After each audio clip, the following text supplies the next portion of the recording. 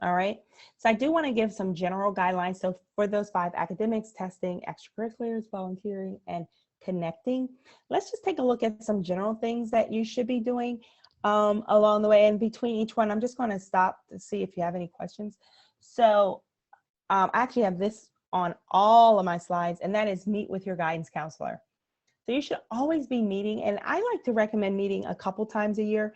So you should be meeting with your guidance counselor, of course, at the top of the year or the end of the prior year to plan for the upcoming year, to pick your courses. But it's just really good to build that relationship and connection with your guidance counselor, just to check in.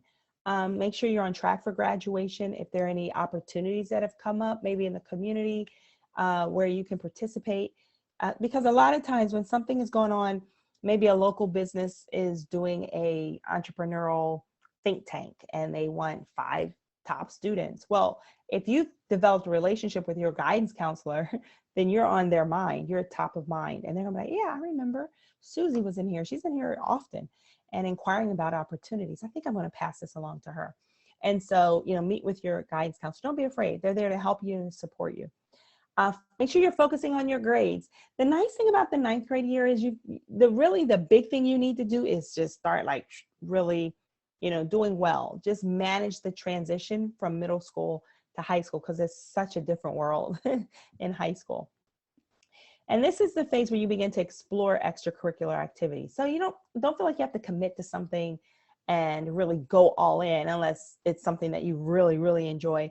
But it's okay if you try a little bit of one thing, maybe sports, and then you try, I don't know, another type of event that then they're totally unrelated. That's perfectly okay, because you're at the point in your journey where you are in that discovery phase, and that's perfectly normal, perfectly okay. I tell students it's a great time to start volunteering. Pick one thing. You don't have to do a lot, but find something that you will enjoy and think of when you can do it, and do it regularly and do it often. And maybe 1 or 2 things. It may be a one-time project. It could be something seasonal, like it happens back to school with a backpack drive, and maybe maybe winter socks.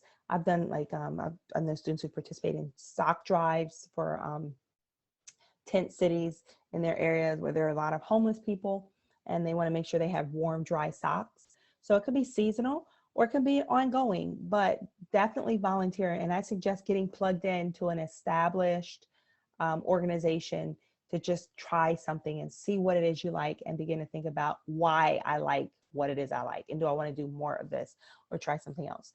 And then you need to start thinking about summer. I like to think about summer and winter for all kinds of reasons, because it's just cold in the Northeast. But I like to think about summer around December or January. What am I going to be doing in May, June, July, or June, July, August? So begin to think about that and begin to plan that. And then this one is really important, and I have this no matter where you are in the 9th, 10th, 11th, or 12th, but save for college. If you're working a part-time job, put a little bit aside, or encourage your parents, let's just put a little bit aside. It doesn't even have to be a lot, but just a little something where you're getting into the habit of saving a little something for college will make the difference. It could be used for maybe your applications, your housing deposit, when you make that commitment, some moving expenses, but have a separate account where you're just saving a little bit of something consistently over time.